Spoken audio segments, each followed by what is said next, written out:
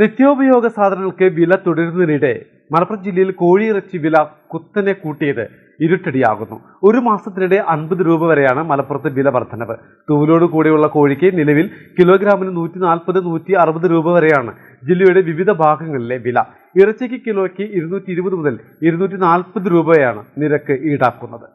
ഒരു മാസം മുൻപ് വരെ തൂവലോട് കൂടെ 100 രൂപയ്ക്ക് താഴെയും ഇറച്ചിക്ക് 200 രൂപയിൽ താഴെയുമായിരുന്നു വില.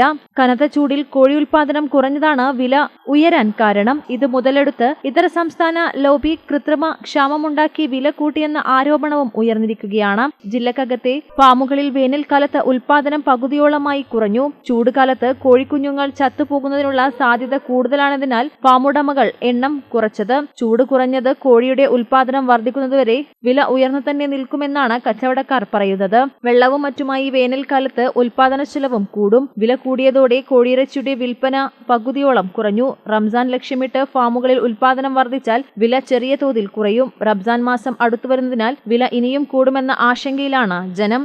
News desk Malabar times.